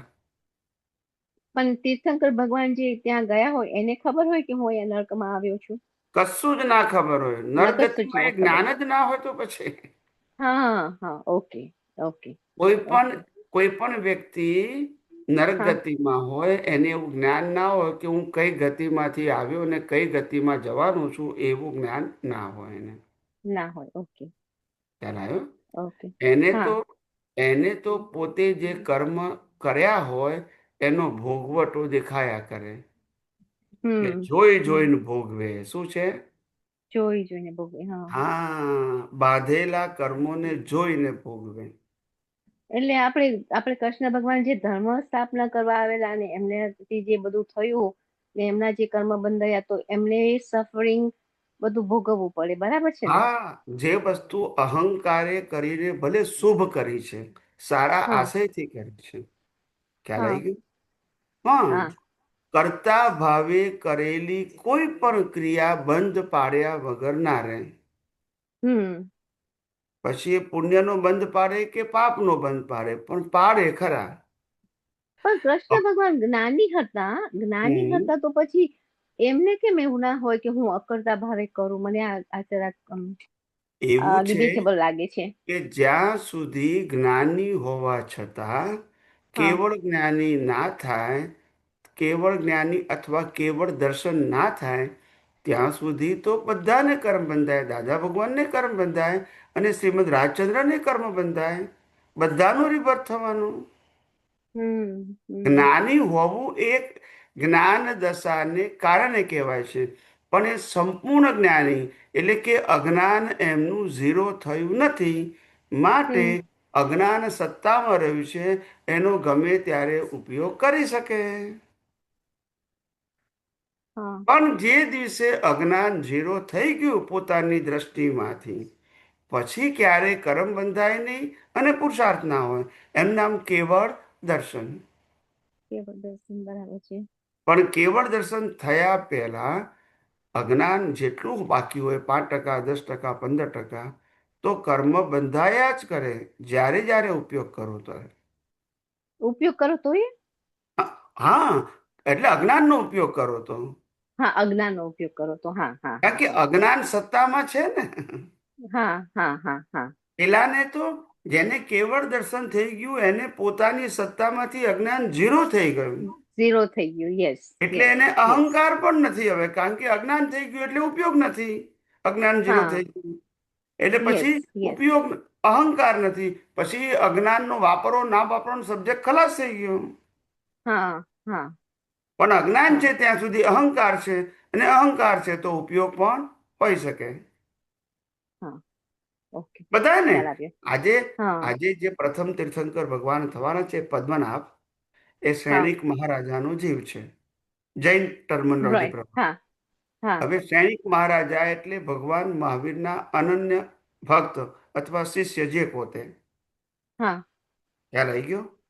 હા અને એમને એમને ભગવાન મહાવીર ઇતિહાસમાં પહેલી વખત બન્યું, મોટે ભાગે ચક્રવર્તીઓના ત્યાં, સમ્રાટોને ત્યાં તીર્થંકર ભગવાન જાય નહીં. પણ ઓકે અપવાદ રૂપે એવું બન્યું કે સૈનિક જેવા મગધપતિને મહાવીર સ્વામી મેલે મળવા ગયા. આવું બને નહીં. હા તીર્થંકર સામેથી જાય નહીં. જાય નહીં નહીં વિચાર કરો કેવો હિસાબ હશે. હા વાવ ખ્યાલ આવ્યો? પણ હા છતાંય અને એને કીધું તો બી ખરું કે નરક તને બંધાઈ ગઈ છે, હા અને દૂર કરવા માટે એને ભગવાન પાસે શક્તિઓ પણ માગી. પણ ભગવાનને તો હા ખબર છે કે આ તો નિકાચિત કર્મ છે, બંધાય એટલે ભોગવે જ છૂટકો. ભોગવે જ છૂટકો. યસ હા, યસ આવું છે. યસ. એટલે તમને હા ખ્યાલ હોય તો જૈન ધર્મમાં એક દાખલો આવે છે. એમને હમ સૈનિક મહારાજાને કહે છે કે પુણ્યા શ્રાવકનું એક સામાયિકનું તું પુણ્ય લેતો આય કે છે. Right right. હા એટલે થવાનું નથી, આમાં આપવા લેવાનો વિષય હા નથી, આ તો એક સ્ટોરી નથી. છે હા કે જેના આધારે રાઈટ રાઈટ. ખબર પડે એ બીજાનું પુણ્ય આપવા લેવાનો વિષય નથી, પણ પુણ્ય નથી. શ્રાવકનું સામાયિકનું બળ કેટલું હતું એ ભગવાને બતાવ્યું. અને એને તું લઈને તારું કર્મ નરગતિનું ફેરફાર કરી શકે એવું સમજાયું, પણ થઈ શકે નહીં. નહીં. આખી આપવા રાઈટ લેવાની રાઈટ. વસ્તુ નથી, આખી બેંક બેલેન્સ નથી કોઈને આપણે આપી દઈએ. યા એટલે આમાં એવું એવું મને પણ એવું સમજાય કે ગમે તેવા જ્ઞાની પુરુષ આવે પણ આપણે જે કર્મ બાંધ્યા છે તે આપણે જ ભોગવવા પડે ને એમાંથી જ મુક્ત થાય. નહીં તો પછી બધા એકબીજાનું ઓલું શું કહેવાય કે ઓહ મારે આને ચાલો હું સ્વામીજીને જાણું છું તો મને કંઈક કરી આપે ને મારા કર્મ ઓછા કરી એવું ના આપે. થાય. ના થાય એવું. ભોગવવું મેં જ પડે. એટલે તો કીધું, પણ ભગવાન મહાવીરની ધર્મપત્ની મોક્ષે નથી ગઈ, ના કીધું? હા યસ કરી આપવાનું યસ. હોય તો ના કરી આપે. કરી આપે. Yes yes yes yes. એ બધી ચમત્કારની ભાષા કહેવાય. કઈ કહેવાય? ચમત્કારની. આધ્યાત્મ અને આ માર્ગમાં બીજો તમે વિજ્ઞાનમાં આ બધું ના આવે, ચમત્કારની ભાષામાં આવે કે ભાઈ માથે હાથ મૂક્યો ને આમ થઈ ગયું, એ બધી વાતો ધર્મમાં આવે, આધ્યાત્મમાં ના. હા આધ્યાત્મમાં તો હા યુનિવર્સલ ટ્રુથ વાતો આવે, જે સનાતન સત્ય હોય, સાંપ્રદાયિક હા સત્યો, ધાર્મિક સત્યો, સામાજિક સત્યો, એવી વાતો અહીંયા આગળ ના આવે. હા હા. બીજું મને આઈ એમ સ્ટક અહીંયા આગળ મારે ઘણી વાર ડિસ્કશનમાં થતું હોય છે કે મને આવું એવું બહુ થાય આમ કે દાદા નહીં મળ્યા, રાઈટ? બધા મહાત્માઓને જેને દાદા મળ્યા અને એ લોકો બહુ સામાન્ય રીતે એમ કે હા હવે મળ્યા કશો વાંધો નહીં, તમે ના મળ્યા હોય તો અત્યારે બીજા જે પ્રત્યક્ષ છે એ બરાબર છે, પ્રત્યક્ષ છે એટલો જ અમને દાદાને તમને મળ્યા અને એટલો જ આનંદ એવું થાય કે આ જ દાદા છે, તમે જ આ દાદા છો. પણ પેલું એમ થાય કે આ લોકોને બધાને બધાએ દાદાને જોયા, દાદાને મળ્યા એવું અંદર થાય તો એ ખોટું કહેવાય. જો તમને એવું કહું, દાદા ભગવાને કીધું છે કે આપણે બધા તીર્થંકરોની સભામાં બેસીને આયા છે, એનો મિનિંગ શું થયો? હા કે આપણે એમને મળ્યા હતા પણ આપણે મળ્યા છે, એનો છતાં સ્વીકાર નહીં અહીંયા કેમ કર્યો છીએ? હોય. છતાં અહીંયા કેમ છીએ? હા કારણ કે ત્યારે આપણે એમને રેકોગ્નાઇઝ નતા કર્યા. તો પછી આજે પણ જેને મળ્યા છે રેકગ્નાઇઝ કરે છે, એની ગેરંટી શું છે? હા એ મને નથી ખબર પણ મને એમ થાય કે મને ના એમની પણ મળ્યા. હું તો પ્રિન્સિપલ તીર્થંકર મળ્યા તોય રેકગ્નાઇઝ ના કર્યા, તો જ્ઞાનીને હા કલયુગમાં તો કોણ ઓળખી શકે જ્ઞાની તરીકે? સતયુગમાં ના ઓળખી હા શક્યા તીર્થંકરને. હા યસ યસ. એટલે અંતે પાછું તમારી દ્રષ્ટિ ઉપર જ આવે છે. સામે વાળો માણસ ગમે એટલો સમર્થ હોય, પણ તમે હા એને ઓળખી ના શકો, સમજી ના શકો, ડાયજેસ્ટ ના કરી શકો, તો તમારી પ્રગતિ ના થાય. એમાં એ શું કરે? હા રાઈટ. પણ મને હા સમજી પણ મને શું થાય ખબર છે ને કે આ બધા જે મહાત્માઓ જે મળ્યા છે ને બધા દાદાઓને મને એમ થાય કેટલા બધું કેટલું પુણ્ય અને કેટલું સરસ આ લોકો એ બધું છે ને આ જો તને ના મળ્યું ને આવું જોયું ને ના ના ના, દાદા એટલે ના એવું મળ્યા કે ને. મળવા, પહેલી વસ્તુ એ કે જેને મળ્યા છે એની પુણ્ય છે, એ તો વાત 100% સાચી છે. પણ હમ મળવાથી જો કામ થતું હોય તો તીર્થંકરો તો ઘણા બધાને મળ્યા હતા, આપણને મળ્યા હતા. હમ જો મળવાથી જ કામ થતું હોય તો હા જેને મળ્યા છે એની પુણ્યથી મળ્યા છે એ વાત સાચી, પણ મળવાથી એમનું કામ નીકળી ગયું છે એવું કહી શકાય નહીં. નહીં. હા એટલે સ્વ પુરુષાર્થ કરવાનો છે બરાબર. હવે સમજી ગયા. હા આ સ્વ દુનિયામાં પુરુષાર્થ કોઈ પણ જીવ સ્વ પુરુષાર્થ વગર મોક્ષે ગયેલો નહીં. નહીં. Right right. બસ હમ? હવે અંત શાંતિ થઈ. અને બીજું હું કહું કે મને તો એવું જ હતું કે મને આ જન્મમાં મને એવું લાગતું હતું કે મને કઈ છુટકારો મળવાનો નથી કારણ કે હું બહુ માણસોમાં આઈ મીન બહુ મને માણસો બહુ ગમે બધાને બોલાવાનું ને એ લોકોને બધું એવું એવામાં બહુ સ્ટક હતી. એટલે મને થયું કે મારો તો ઉદ્ધાર થવાનો જ નથી. I am going to be stuck with all this, right? પણ એ બધું કેવી રીતે છૂટી ગયું ને એ મને પોતાને ખબર નથી પડતી. કે આ એમ આશ્ચર્ય થાય છે મને ના, કે આ કઈ કેવી વાંધો રીતે નહીં. છૂટી એ તો ગયું. આ બધું પ્રકૃતિનો સ્વભાવ છે. ચડ હા ઉતર થાય, વધઘટ થાય, આવે ને હા જાય, એ બધી પ્રકૃતિનો સ્વભાવ છે. આપણે તો અવસ્થા માત્ર કુદરતી રચના જોયા કરવું. પ્રકૃતિની હમ અવસ્થાઓના ડિટેલિંગમાં જવું નહીં, આપણી હોય કે બીજાની હોય. હા ડિટેલિંગમાં બરાબર જઈએ છે. એટલે પાછું પઝલ થાય, આપણને વ્યૂ પોઈન્ટ ઊભો થાય. હા અને હા હા કુદરતી રચના જુઓ એટલે કોઈ વ્યૂ પોઈન્ટ જ નહીં ને પછી. Right right right. હમ હવે આ એક તમે જે પ્રાર્થના કરાવો છો ને એક એક પ્રાર્થનામાં મને એક પ્રશ્ન હતો. ઉભારો એક મિનિટ. હમ મેં મેં છે ને પેલું લખ્યું છે મારા ઓલામાં. એનો મિનિંગ મને એક શબ્દનો મિનિંગ સમજવો હતો. આ નીચ સ્વરૂપનું જે જે નીચ સ્વરૂપ જે સદગુરુનું જે પેલું છે ને હા. પ્રાર્થના, હમ એમાં જે છેલ્લી લાઈન છે ને કે વ્યવહારે સદબુદ્ધિ હો, નિશ્ચય મેં અભિવૃદ્ધિ હો. અભિવૃદ્ધિ એટલે શું? હા, વ્યવહારે સદબુદ્ધિ હો. સદબુદ્ધિ હા એટલે એવી બુદ્ધિ કે જે વ્યવહાર કદાચ હું રિલેટિવ સત્યથી જોઉં તો પણ મારો પુરુષાર્થ એવો હોય કે મોક્ષ માર્ગ માટે લાયક અને સહાયક સંજોગો જ માગું, વ્યવહારમાં પણ. અને વ્યવહારમાં. ઓકે. નિશ્ચયમાં અભિવૃદ્ધિ હો. નિશ્ચય એટલે મારું આધ્યાત્મિક જ્ઞાન છે, ડેવલપમેન્ટ છે, જેને સમ્યક જ્ઞાન સમ્યક દર્શન કહેવાય. એનું અનુભવ જ્ઞાન, મારું ડેવલપમેન્ટ દિવસે દિવસે વર્ધમાન થતું જાય. એ ફિઝિકલ વસ્તુ નથી, એ સ્પિરિચ્યુઅલ ઇનર ડેવલપમેન્ટ છે. હમ હમ. એ એ અભિવૃદ્ધિ થાય. અભિવૃદ્ધિ. અને વ્યવહારે સદબુદ્ધિ. સદબુદ્ધિ એટલે શું કે દાદા કહેતા હતા કે સદબુદ્ધિ, સદ અને શુભ એ બંને જુદું છે. શુભ બુદ્ધિ એટલે પુણ્ય કહેવાય. સદબુદ્ધિ પુણ્ય. હા. મોક્ષ માર્ગી કહેવાય. સદ, મોક્ષનો. યસ શુભ યસ. નહીં. હા એટલે સદ એટલે વિતરાગ. સદ એટલે સનાતન, સનાતન. શાશ્વત. ઓકે. શાશ્વત. અને હા. શુભ એટલે રિલેટિવ. રિલેટિવ. ઓકે. એટલે સદબુદ્ધિ હો એટલે કે મોક્ષને માર્ગ માટે લાયક અને સહાયક સંજોગ પ્રાપ્ત થાય એવા વ્યવહારનો કોઈ પણ પ્રકારની દ્રષ્ટિમાં પુરુષાર્થ હોય તો એમાં મનોભાવ આ જ રહે કે જે કંઈ પણ મારું પુણ્ય બંધાય એ પુણ્યનું ફળ મને મોક્ષ માર્ગ માટે લાયક અને સહાયક સંજોગો જ પ્રાપ્ત થાય. મારે ભૌતિક સંજોગોની મારી ડિમાન્ડ નથી. બરાબર. હમ એને હા એટલે વ્યવહારે સદબુદ્ધિ હો અને હા. નિશ્ચયમાં અભિવૃદ્ધિ હો. નિશ્ચય એટલે અભિવૃદ્ધિ. ડેવલપમેન્ટ, એ બહાર દેખાય ડેવલપમેન્ટ. નહીં. હા. Yes yes. હમ? ઓકે. હા. Thank you. જય સચ્ચિદાનંદ. જય ઓકે, સચ્ચિદાનંદ. જય સચ્ચિદાનંદ, હા. જય સચ્ચિદાનંદ.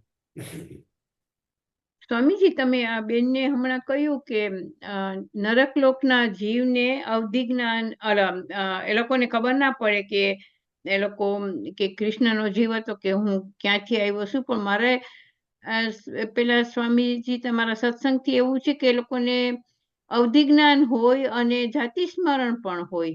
સો આ મારી ભૂલ થઈ છે કે ના સમજવામાં. ના ના, કહું એને અવધિ જ્ઞાન ના કહેવાય, જાતીય સ્મરણ જ્ઞાન કહેવાય. હા અવધિ એટલે જ્ઞાન વર્તમાનમાં વર્તું હોય એને કહેવાય. હા અને જાતીય સ્મરણ જ્ઞાન એટલે પાછલા અવતારનું જ્ઞાન કહેવાય. હા એટલે નરકના લોકોને જાતીય સ્મરણ જ્ઞાન ના હોય. હા, નરકના લોકોને હોય અને દેવ લોકોને પણ હોય. તો પછી તો કૃષ્ણને કહું ખબર નો કહું જે કહું હોય. કહું કહું હા કૃષ્ણ ભગવાનને જાતીય સ્મરણ જ્ઞાનનો મતલબ થાય કેવા કર્મોનો આ મારે ભોગવટો છે તે. એની પાસે એવું ના હોય કે હું કૃષ્ણ ભગવાન હતો. ઓ એ કર્મ જે ઓકે બાંધ્યા છે એનું એને ફળ દેખાય. એવું ઓકે. દેવલોકમાં પણ સેમ. એટલે દેવલોકમાં તમે એમ કહો કે જાતીય કોઈને સ્મરણ મદદ જ્ઞાન. એને ખબર હોય પણ મદદ ના કરે એટલે મને એમ કે જે ફેમિલી માંથી આવ્યા હોય એની બધું એને જ્ઞાન હોય. ના ના ના ના ના ના ના.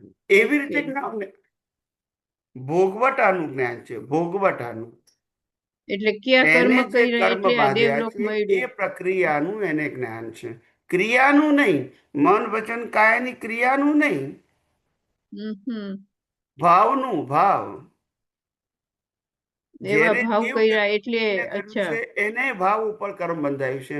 જેને નરક ગતિનું પાપ કર્યું છે એને ભાવથી નરક ગતિ બની છે, ક્રિયાથી નથી બરાબર. બની.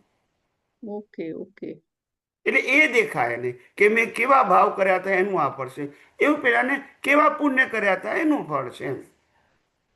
સો વોટ ઇઝ ધ ડિફરન્સ? જો અત્યારે બેને જેમ કીધું કે કૃષ્ણ ભગવાનનો અવતાર જીવ જે નરકમાં હોય તો એને એમ ખબર પડે કે મેં શું કર્યું ને મારે આ અહીંયા આવવું પડ્યું નરકમાં, પણ હું આ બધું હતો, કૃષ્ણ હતો કે મેં આટલી બધી લડાઈ કરી કે આ બધું મહાભારત કર્યું, એ બધી કઈ ખબર ના હોય એમને. ના ના, બિલકુલ નહીં, જરૂર જ નહીં. ઓહ. ફિઝિકલ બોડીના સંજોગોની જરૂર નથી ત્યાં આગળ. અહીંયા એને જે ભાવ કર્યા છે એનું આ ફળ છે. ખ્યાલ આવ્યો? સામાન્ય વ્યક્તિ હોય, સામાન્ય વ્યક્તિ હોય, ભિખારીમાં ભિખારી હોય, પણ ઉત્કૃષ્ટ પ્રકારના ભાવ કર્યા હોય તો એ દેવલોકમાં જાય. હા, એને એ તો બહારની અવસ્થા આપણે સાથે ક્યાં લેવા દેવા છે? ઉત્કૃષ્ટ ભાવની ભાવ ખબર સાથે છે. લેવા દેવા છે.